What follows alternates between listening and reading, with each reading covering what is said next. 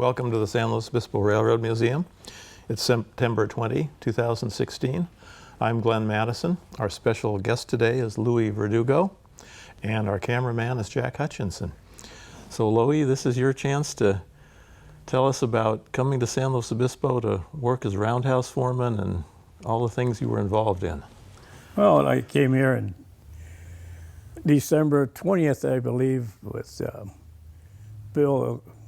Bill Graham, Howard Hudson, and Ron Bertman at Lompoc, and Bill O'Coy. And I was the youngest supervisor at that time. I was working LA shops, and nobody wanted to come here. So they asked me, I said, yeah, I'll go. So came here in December. I remember I didn't even know where it was. I called Tony Dominguez, and he told me, come up. I told him I was coming up from Bakersfield.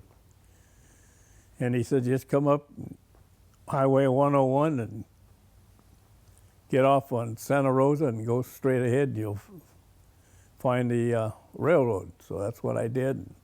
Walked in, and Tony Dominguez told me where the roundhouse was. And I went down there, and then we started. I had the relief job, and Howard Hudson had the daylight job. He eventually went to BART. But it was funny that nobody wanted to come except for us four up here from out of LA shops. And I called the wife, and I said, how does San Luis Obispo sound? He says, take it. So I took the job. At that time, we had three carmen here. We had Frank Caceres, Ollie Brixton, and Gutierrez. They were a comedy team. They used to make me mad. I said, what took you so long to do a job? And they would come with all kinds of excuses. But they knew every place where they could have a good breakfast or a good lunch. So it was, I had to learn how to be a carman. I didn't know anything about cars. And those two guys took me in, and they showed me how to butt service and what to do on derailments. But it was a nice experience. I remember one December, Chief called up. He said he wanted four big units. So I was bringing the units down from the service track, and I stopped to go answer the phone, and I forgot I stopped in the middle of a switch, and I backed up and derailed three of those units, jackknifed them. And I thought, gee, I'm going to get fired over this, but I never heard a word out of it. I had to use cranes to come and pick it up. And never heard. I thought, boy, I'm going to get fired for this. And McDonald, my mechanical superintendent, never said a word. He said he called somebody in, he had to have help me re-rail the engines. And I remember this freight house used to be a place where all the hobos they had underneath. And I remember they never would like to stay here in San Luis because we didn't have a mission. They wanted to go to Watsonville or go to Santa Barbara to have a free meal. I was assigned to the midnight shift, and boy, was it cold. I remember it was about sitting on top of the stove. It was, and the wind in the afternoon blowing. Then I had the relief job. Had to relieve in its quick turnovers. But the wife was glad I took the job here instead of going to LA. She didn't want to go to LA, stay with the kids. And then we also had to go to check out missiles at Vandenberg. And I remember one night we had Ron Burtman, he was down there, but he was on vacation. I relieved him. And one night I had to go check out some missiles to be shipped out. And all of a sudden, I had spotlights on me. It was the air police. Wanted to know what I was doing out there. I said, I'm checking out the missiles. It's kind of scary when all of a sudden, all the spotlights on you. At that time, we had Track 7 over here. I don't know why they used it, but that was, sure enough, they would go through there, and I knew they were going to derail. There was a steady derailment there. So I remember that we had to, too bad they didn't, the city didn't take the offer to keep the turntable. I can remember giving kids rides on the turntable, and they really got a kick out of that. And my grandkid, my little granddaughter, she was tiny at that time, about 4 or 5. I got her to go up in the engines and blow the whistle, and they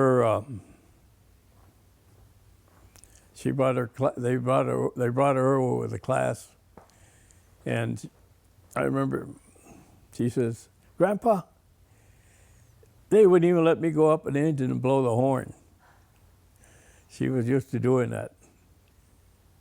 I said, "Well, that's the way. You can't do that all the time." So, you got any questions?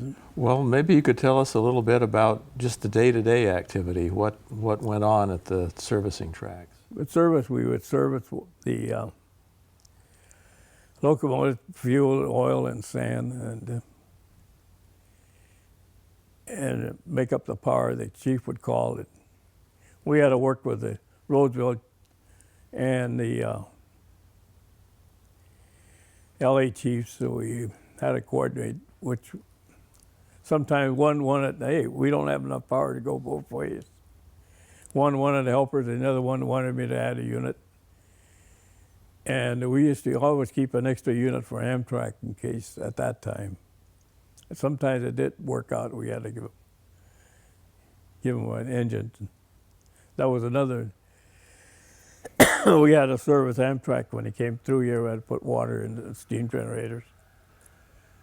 And once in a while we had to ride it to make sure that their steam boilers would get out, so they would have steam and keep the cars, or the air conditioning would give out.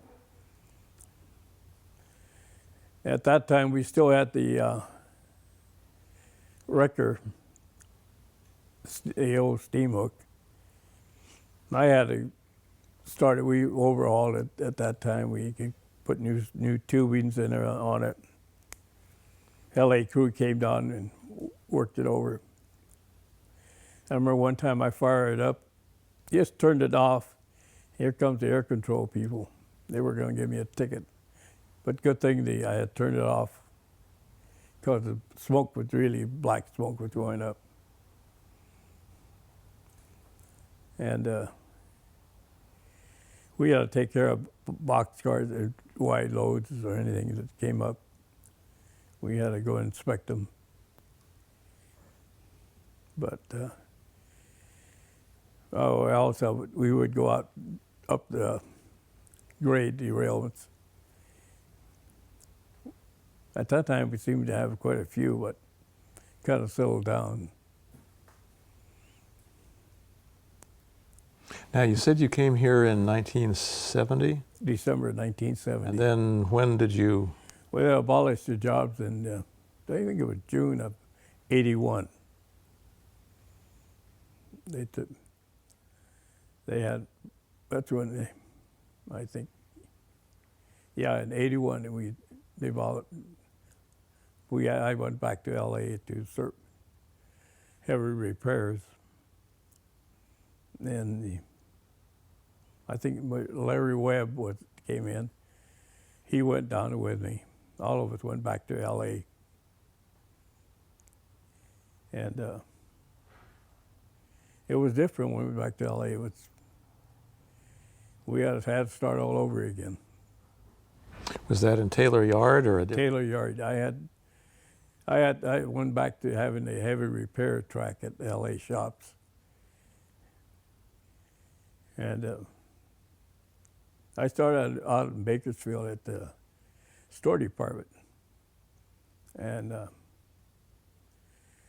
Walt Kramer, he was a mechanical master mechanic. He asked me if I wanted to go to the mechanical department as a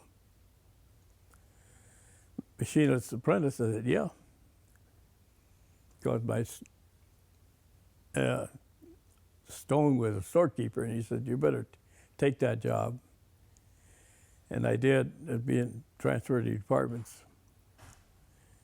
And the store at Bakersfield at that time, I was glad. I came out of my time and, I think 1961, as a machinist then. And that's 1970, 70 at LA. And as a service track supervisor. Then the jobs opened in San Luis, and they came up here. Were they still running supply trains when you were in the stores department? Yeah, they were still running.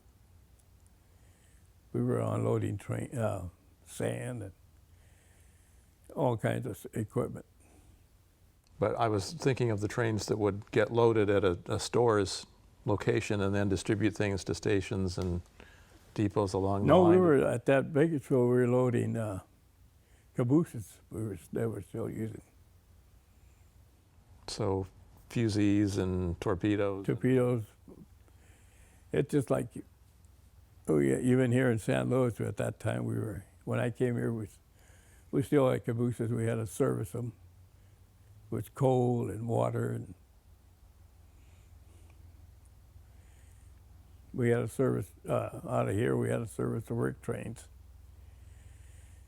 And they always wanted ice water in there. I don't know why, because it would melt by the time they got into it. But now that was probably after the time when conductors were assigned to a caboose. Freight conductors were assigned to a caboose. It was just like a pool, and you got whatever you got, or when I came here, wherever we got, didn't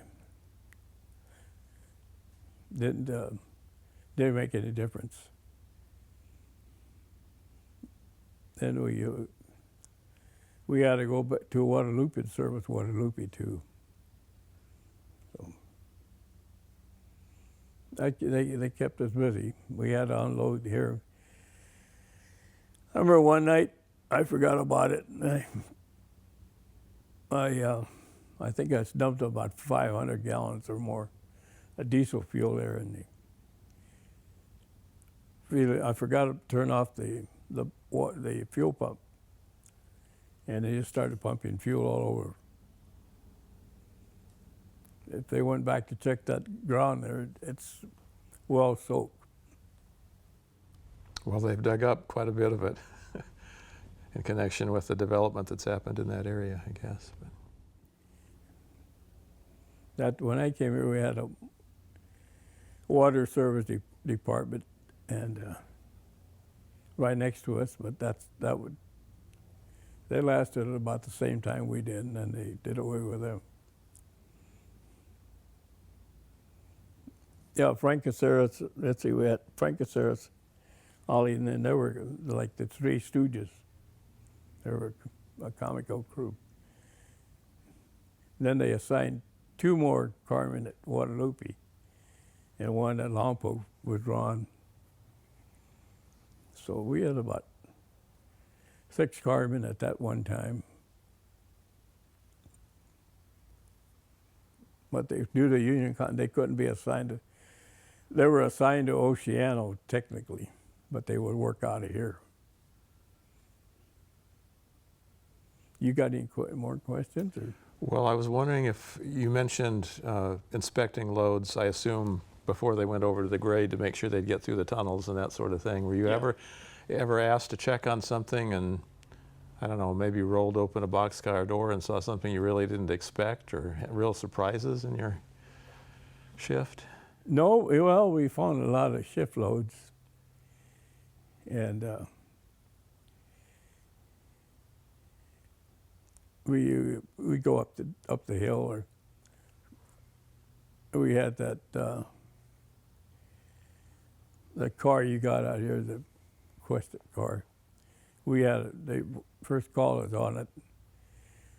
We talked to them, they had to bring it up to date on the air and everything else before they could go. I think they wanted to take it as a trip at the time when we first came in contact with them.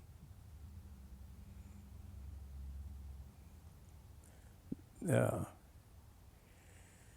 We had, I was trying to think of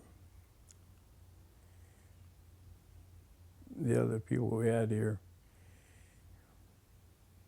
I remember a lot of they would have air troubles, and as soon as 40 minutes were up, okay, everything's okay. So they get their terminal delay. I remember that. I knew that was going to happen. I knew that certain conductors were going to say, "Hey, we got our trouble." So we go there and couldn't find anything. Okay, we can leave now. We got a terminal delay. So they got a little break and got paid for it, basically. And when you say air trouble, that's the air brake system. Or an air hose leaking somewhere. We could tell who the conductor was going to. Just about had them pinpointed. We look at the board and see who's going to go out. Some engineers had no problem at all. They'd tell you, just get out of here, I'm going to take off. And they were gone. And some of them would find all kinds of problems. So they wanted a certain engine on a point, we had to switch them around for them. But most of the engineers originally from St. Louis were real cooperative. Once in a while, at that time, we get engineers from LA. They would get a little picky, but most of the time they were pretty good. Hey, that's the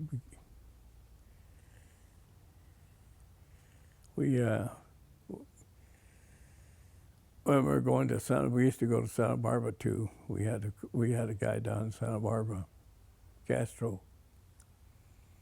He would come up. We would go down there and check him out. And we had the federal inspectors come in once in a while. Some were nice and some were, but most of the time we got along real good with them. What sort of things did they look for? They were looking for wheel high flanges, oil. They were looking out for kind of defects on cars. Or I'm glad you mentioned wheel flanges. I don't know if we can pause, but there's a specific question I'd like to ask you about a tool. That looks familiar? I was going to say, does that look familiar? Yeah. Did you give this to us a few weeks ago? Can you tell us about this? It's looks like a stainless steel multi-purpose gauge, and this looks at the wheel gauge. Kind of like a wheel flange shape here. You check the flange, the high flange, thickness of the wheel, and every inspector had to have one of those car machinists.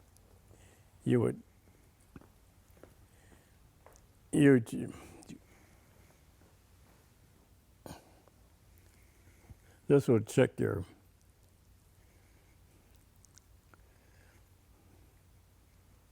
that would check to see your flange, your high flange. You go this way, you bring this up, and your wheel mark and see 3/4 of. If it was below 3/4, you would scrap the wheel. And if it was, I think it was 15/16, I remember, the flange, you would. So you're measuring against this part of the Yeah, you're surface, measuring not, this. not back in here. No, you measure right in here. And what's the little cutout here for? The circular cutout, do you remember? I don't remember what it was. We had a, They very rarely do something Yeah. to a tool unless it has a purpose. We were wondering about Yeah. this little cutout here too. well, that's when you would take it up here, you get your high flange up through here. So you see the markings up here. And that's the first thing first thing the guys would when they had a derailment, they would say it's a thick, high flange. They will write a conductor or where it is, or the high flange when you derail a car. That would be one of their excuses. They'd say it's a high, thin flange, or the flange caught the spring switch. And you go check it out, the wheel was okay, the flange was okay, the height was okay, but that was one of the primary excuses. Oh, it was a high flange, thin flange. That's one thing the federal would check. They would look at locomotives or box cars. They would check for thin wheels or high flanges.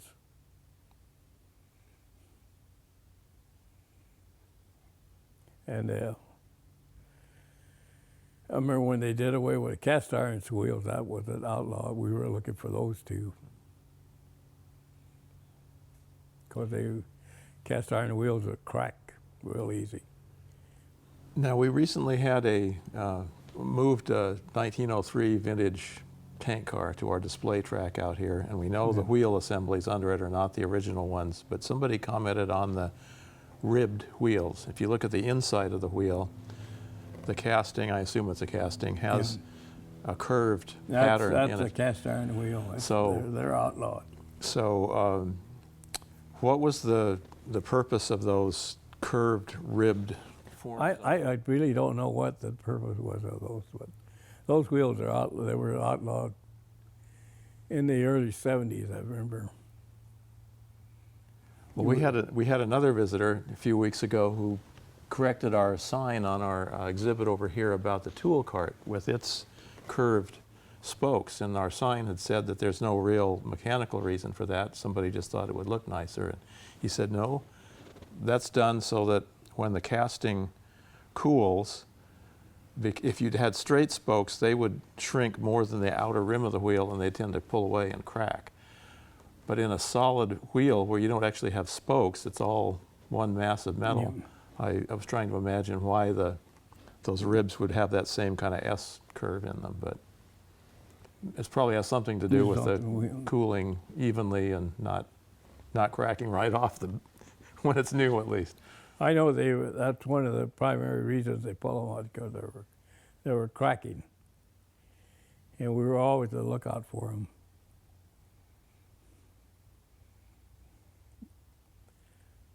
Yeah, we lasted from 1970 to 81. It's all of a sudden when the Denver and Rio Grande took over, that's when they abolished a bunch of jobs. So we went back to L.A. And you were in L.A. for a few more years, and then you came back up here No, I went to El Centro. Oh, El Centro, okay. That's almost to Mexico. Yeah, well, I worked with the Mexican Railroad. We had a interchange there, and I would go down to Mexicali and give them. In fact, we went to Guadalajara, give them classes on hazardous materials and how to load. That's when the increase of interchange came in for Mexico. It's picking up quite a bit. But yeah. A little warmer down there in El Centro then. I first went down there with 120 degrees. Wife told me, you brought me to hell to die. Now I know the temperature extremes can do unkind things to the track. Were there particular things that the heat did to cars and locomotives that you had to? A ribbon rail would have a tendency to buckle. And so even here in the coast, they would have to, if it got too hot, they have to send out a somebody check it out. But I can remember the hobo down at the bottom end of the railroad, but just before you get to Oregon Road, there was a hobo jungle down there when I came here. And I can remember they didn't like to stay in San Luis very long. They wanted to go to Watsonville or Santa Barbara because they had a mission. They could get a free meal there. At that time, we didn't have a mission or anything. So they wanted to keep going. In the summertime, in the wintertime, most of them were going to Yuma. I asked them where they're going. They said, we're going to Yuma for the winter. And we worked at that time, also had the Border Patrol. We used to work with them, come and check cars, catch aliens going home. Funny part, the Christmas time, they always would, aliens were always going south so they wanted to be caught by the Border Patrol so they could get a... Yeah, they had a Border Patrol station though here in San Luis. Over by 101, they used to come over and... The end of Kai Joaquin Yeah. there, yeah. They used to come over and check the trains out with us.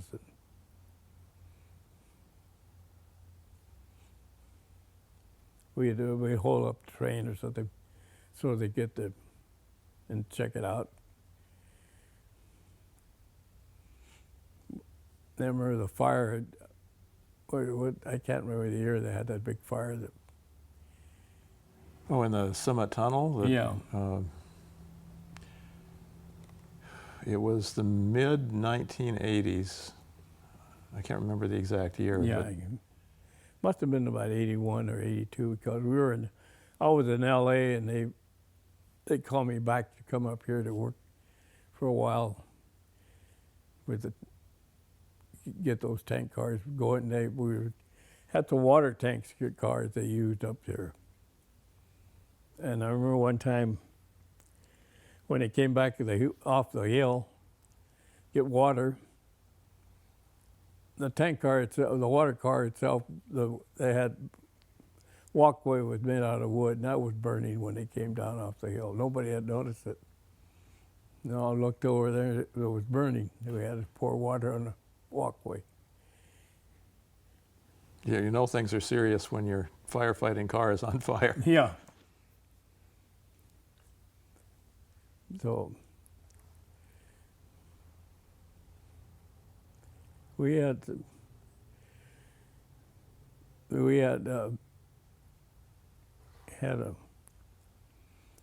work with both sides, like I said, both sides, LA and Roseville. They would call up and, hey, can I have a unit? I said, well, at that time we didn't have computers so we could hide units and tell them we don't have that unit in here, but it was still here. So, but now you can't hide them like they used to. But yeah, I would call it Roseville chief and I said, well, the LA chief wants to add a unit to a train going south, or LA or Roseville wanted helpers, so we had to coordinate. Yeah, I can remember what I used to like is the preschools would bring their kids to give them a ride at the turntable and take them and give them a tour of the roundhouse. And I took the pictures of the roundhouse and the kids too. For some reason I said, you know, one of these days it's going to be gone and keep a record. So It would be great if we could get some I copies think I brought of those. some in. Oh. And in fact, I was looking through it. I didn't know the kids had made a scrapbook, but I got more pictures of different derailments up on the top of the hill. So here in track 7, and I remember seeing those. I got more, and then I got some books I want to give you guys. So I'm going through. At least somebody will get the use out of it.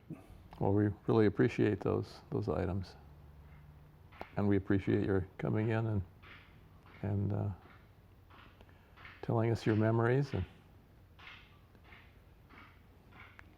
we have some people working on concrete work out there. Yeah. Well, I hated to leave here about 81, but in fact, I was at Camp Roberts, and I drove through here, and gee, it'd be nice to have a job here. Sure enough, 1970, I did have a job here. It was a great place to bring up your kids. Did you have any parents or children who worked for the railroad? No. My dad worked for the railroad back in the, I'd say about the 20s. He was a surveyor, I think, with the coming across Yuma at that time. That was a long time ago. Like a survey crew, or? Yeah, like a survey crew. I got, like I said, I got hired out in Bakersfield in the store department. Somebody told me there was a job, so I applied for the job. And there was 3 of us, and at that time, the storekeepers said, "I'll hire all 3 of you" that time. So we all came to. Good thing. I worked for the railroad for 41 years, so it was. Yeah, I retired the day that I hired out in September '96. 16th of September I retired, and I hired out in 1955 on September 16th. So exactly the same day I hired out, I retired. So it sounds like you retired right when the Southern Pacific was no yeah, longer. I worked for the UP for about 3 weeks. 3 weeks, yeah. Then my boss didn't believe I was going to retire. I said, "I'm gone." And he finally realized I really was You gone. meant it this time, huh? Yeah. But I'm glad you guys have started the museum here. We always support you as much as I can. Well, thank you for the interview. Well, thank you.